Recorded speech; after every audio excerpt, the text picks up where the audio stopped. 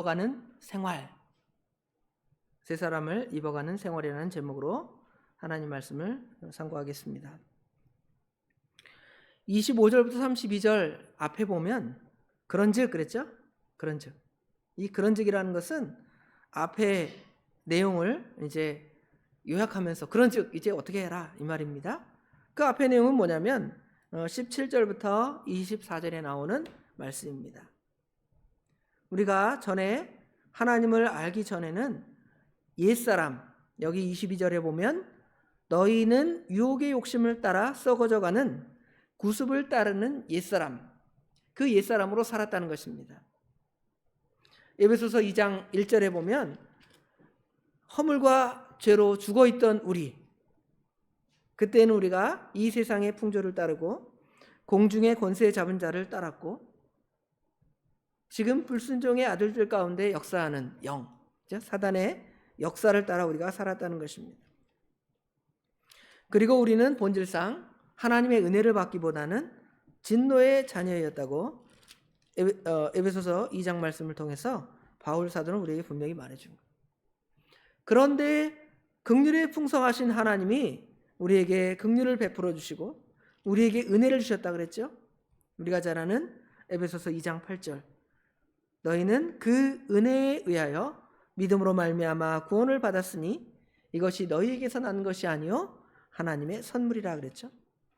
하나님의 선물이므로 우리가 그 선물을 받았으므로 우리는 이제 오늘 25절 앞에 22절부터 24절에 유혹의 욕심을 따라 썩어져가는 구습을 따르는 옛사람을 이제 벗은 거예요.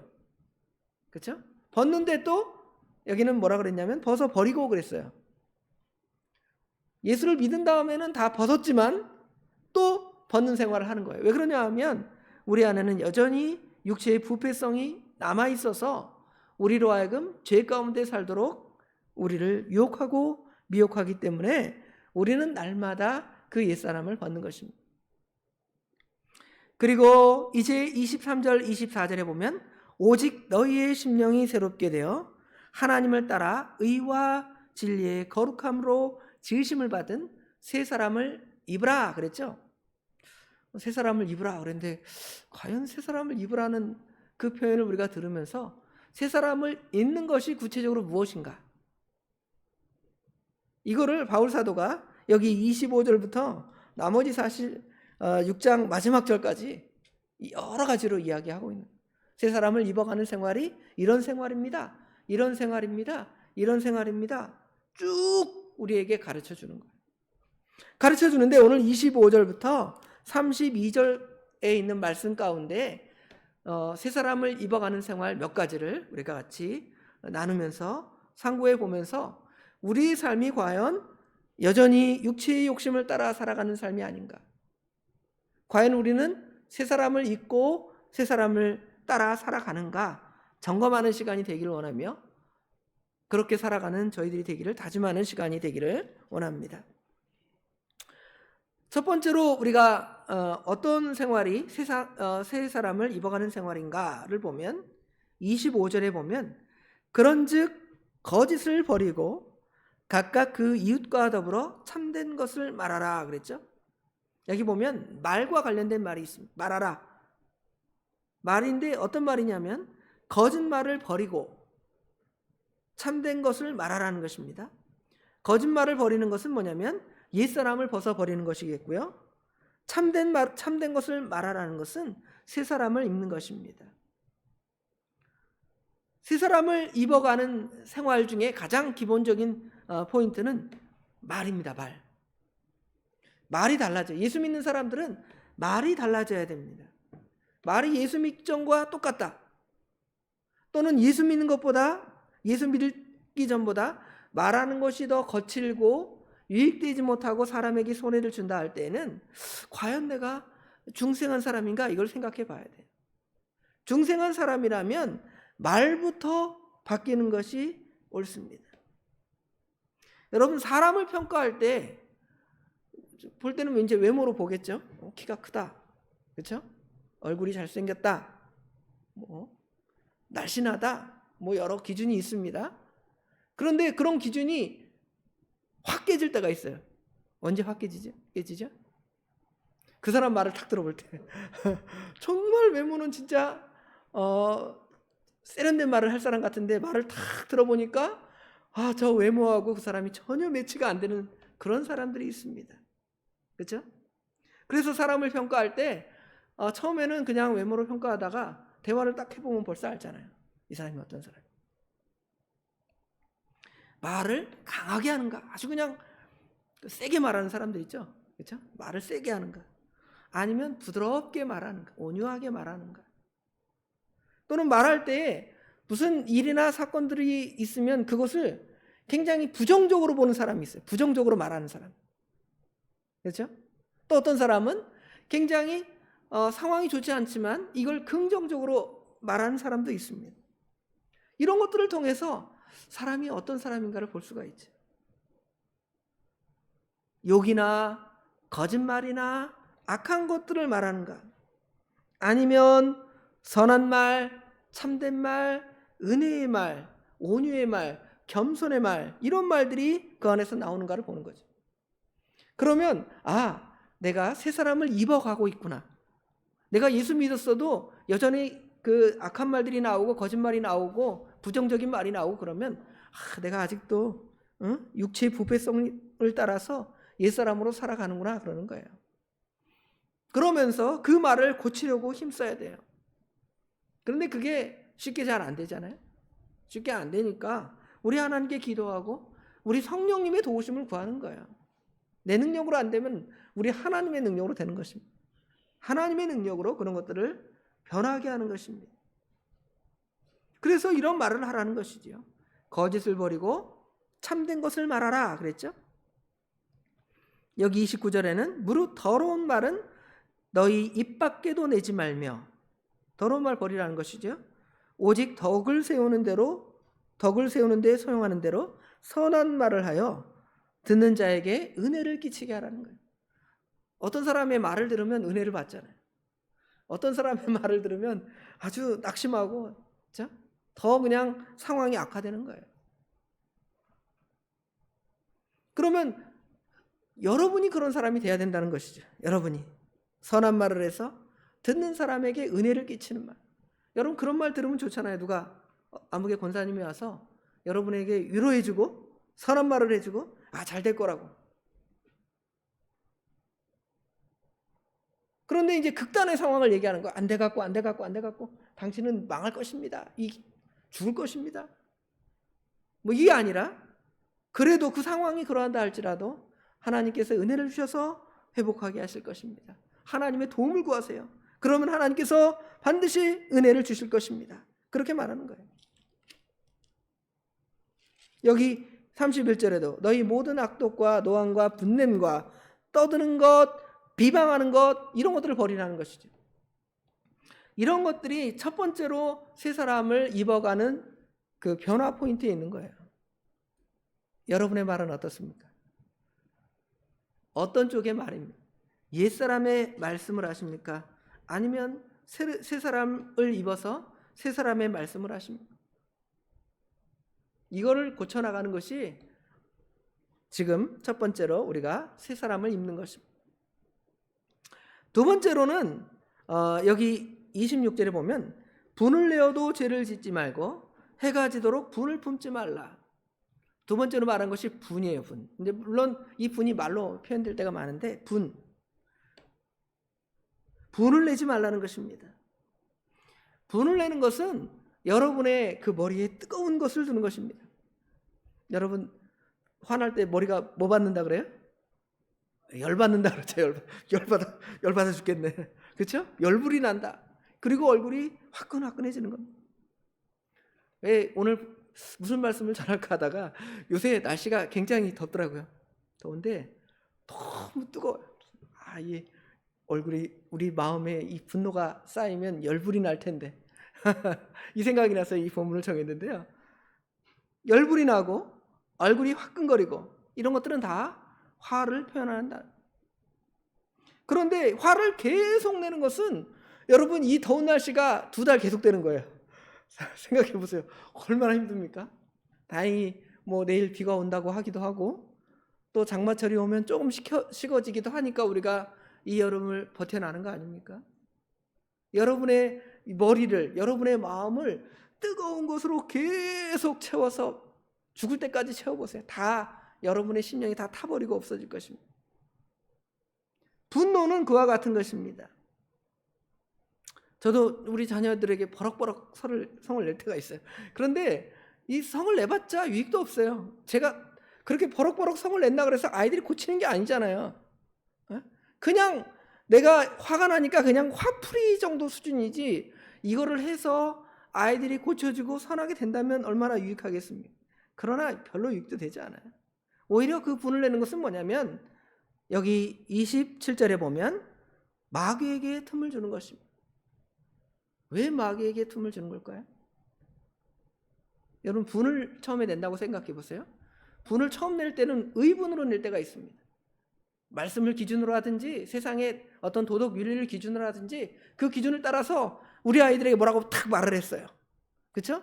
그러면 이제 한번 얘기하고 말씀으로 탁 얘기했으니까 끝나야 되는데 이걸 계속 얘기하고 계속 화를 내는 거예요. 그러다가 정작 그 말씀은 어떻게 될까요? 말씀은 사라져요. 말씀은 사라지고 뭐만 남을까요? 화내고 있는 그 상태만 남아있는 거예요. 이게 누구의 종로로 타는 거냐면 마귀에게 종로로 타는 거예요. 그렇기 때문에 26절에 분을 내어도 죄를 짓지 말라 그랬잖아요. 말이 안 맞잖아요. 분 내는 것 자체가 죄인데 분을 내어도 죄를 짓지 말라. 이 말은 아마 분노 중에는 의분도 있어요. 우리 주님께서도 화가 나셔서 이 독사의 자식들아 하고 진노의 말씀을 내리셨잖아요. 그러나 예수님의 그 분노의 말씀은 의분이지 계속 그들에게 저주를 품고 한을 품고, 그렇죠? 그 다음에 악한 말을 계속하다가 처음에 그 사람들이 어떤 사람이 되기를 원하는 그 마음에서 시작한 그것이 아니라 결국은 그 사람을 저주하는 거예요. 그 사람을 비방하는 말로 바뀌어버리는 거예요. 그러니까 그것은 마귀에게 틈을 주는 것이고 마귀가 우리를 밥으로 삼은 것입니다. 그러니까 분을 내어도 죄를 짓지 말고, 분을 낼 수 있지만 죄 가운데로 나아가지 말고, 해가 지도록 분을 품지 말라는 것은 시간이 지나면 이것이 계속 쌓여서 죄로 갈 수밖에 없다는 것이죠. 그러면 그것은 마귀에게 틈을 주는 것입니다. 뜨겁죠? 오늘 참 뜨겁더라고요.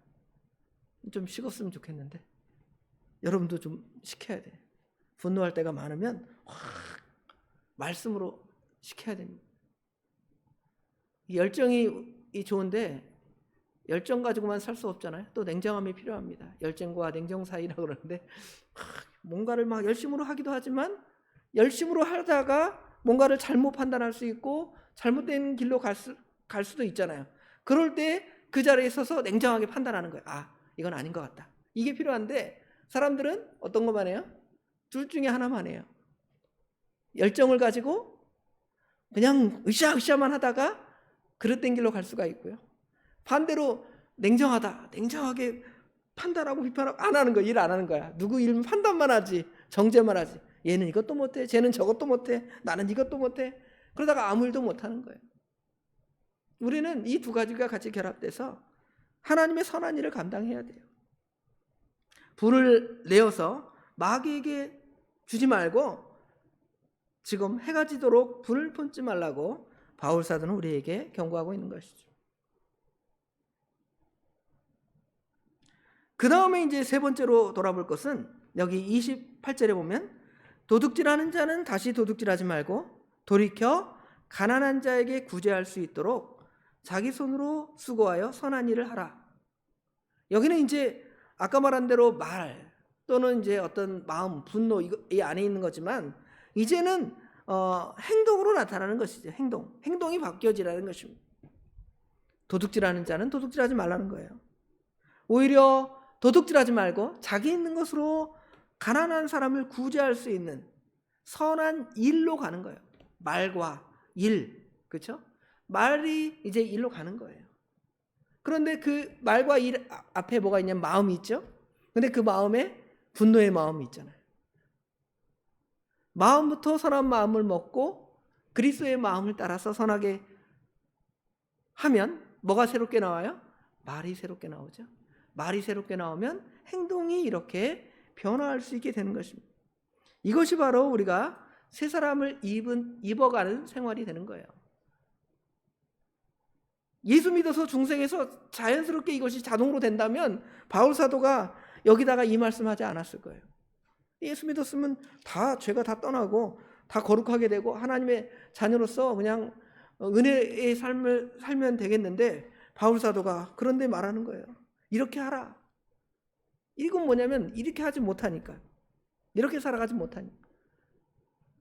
중생했지만 거듭났지만 여전히 옛사람을 살아가므로 우리 주님께서는 바울 사도를 통하여 옛사람을 벗고 새사람을 입으라고 우리에게 말씀하고 있는 것입니다. 또 적용 포인트 네 번째로 보면 여기 하나님의 성령을 근심하게 하지 말라 그랬습니다. 하나님의 성령을 근심하게 하지 말라. 이거는 이 모든 것들이 다 하나로 뭉쳐져서 하나님을 근심하게 하는 것입니다. 옛사람을 따라가는 것, 분을 품고 또 악한 말, 거짓말하고 또 도둑질하고 남을 빼앗는 그런 행동으로 살아가는 것, 그것은 사실은 우리 믿음의 사람들이 그러한다면 성령을 근심하게 하는 것입니다. 우리 예수 믿는 사람들은 예수님을 나의 구주로 고백했기 때문에 성령 하나님께서 우리 안에 내주하십니다. 내주하시는 그 성령 하나님을 여러분이 여러분의 분노나 말이나 또는 행동을 통하여 하나님을 근심시키는 거예요. 성령 하나님을 근심시키는 것입니다. 옛사람을 따라가면. 그런데 새 사람을 입으면 이제 새 사람을 따라서 분노도 의분도 할 수 있지만 이제는 해가 지도록 품지 말고 또 말도 예쁘게 하고 또 행동도 선을 행함으로 말미암아서 이제 하나님을 기쁘시게 하는 거예요. 성령 하나님께서 지금 성령 하나님을 근심하게 하지 말라 그랬는데 성령 하나님이 우리와 함께 하지 않으면 성령을 하나님을 근심시키는 게 없잖아요. 근데 예수 믿는 사람들은 성령님이 우리와 동행하심으로 말미암아 우리와 함께 하심으로 말미암아 우리가 하는 그 행동 때문에 성령 하나님께서 근심할 수가 있는 것이죠. 그 안에서 너희가 구원의 날까지 인치심을 받았니라. 성령 하나님께서 여러분의 마음에 도장을 꽝 찍은 거라 그랬잖아요. 여러분 죄 지은 다음에 마음이 편안하십니까? 여러분 중생하지 않은 사람이 그런 거예요. 중생하지 않은 사람.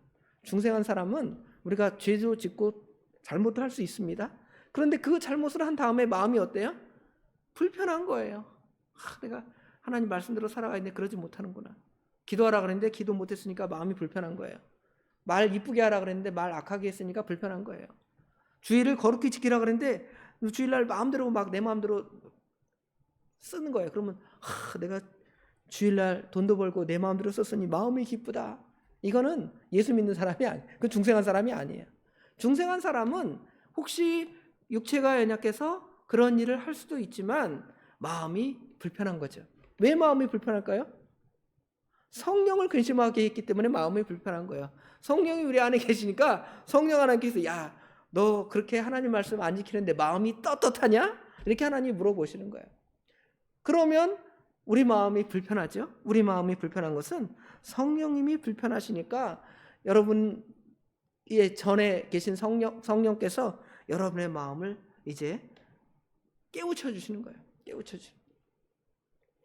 근데 깨우쳐 주는데 깨우치지 못하고 계속 그 잘못 나가면 어떻게 될까요? 그 양심이 화인 맞아서 그냥 말씀대로 살지 않아도 무슨 찔림이 없고 가책이 없고 그럴 수는 있어요. 근데 그런 사람들은 이제 하나님의 대단한 몽둥이를 받는 거죠. 근데 하나님의 대단한 몽둥이를 맞기 전에 여러분은 뭘 먼저 받아요? 마음의 찔림을 받는 거예요. 그때 고치는 거예요. 조금 잘못할 때 고쳐놔야 나중에 큰 잘못으로 나가지 않잖아요. 아이들 3살 버릇 6까지 간다고 어릴 때 도둑질하고 거짓말하는 것을 제대로 몽둥이로 때려서 그러지 못하도록 해놔야 그래도 좀 나이가 들어서 그런 큰 죄를 짓지 않는데 그냥 잘했다. 뭐 그럴 수도 있지 하면서 책망해 놓지 않으면 어떻게 돼요? 완전히 이 진짜 소도둑이 되잖아요. 소도둑. 하나님께서 어떤 사람을 소도둑으로 만들었다 그러면 그 사람은 버린 자죠. 정말 하나님의 사랑하는 자라면 하나님께서 양심을 계속 찔리게 하는 거예요. 찔리게 한 다음에 안 될 때는 또 하나님께서 징계의 몽둥이를 드시는 거죠. 가다가 넘어져서 크게 다치기도 하고 또 어려운 경제적인 어려움을 당하기도 하고 또 질병에 들기도 하고. 물론 모든 병이나 모든 어려움이 다 무슨 그 징계로 왔다 그러면 안 돼요. 왜냐하면 하나님께서 욥처럼 더 믿음을 연단시키려고 주는 그런 어려움도 있습니다. 그러나 대부분의 이 징계들은, 대부분의 그 여러분이 당하는 어려움들에는 하나님의 징계의 그런 요소가 다 분명히 있습니다. 그렇죠? 그러나 단편적으로 저 사람 무슨 일 당했대, 사고 당했대, 무슨 잘못을 했길래 그랬대? 그 사람 뭐 잘못했나? 무슨 뭐 다른 사람의 잘못을 찾으려는 그런 일을 행하지. 그러지 마시고 우리가 하나님께 징계를 당하면 내가 하나님께 무슨 잘못했지? 이렇게 생각을 해보는 거예요.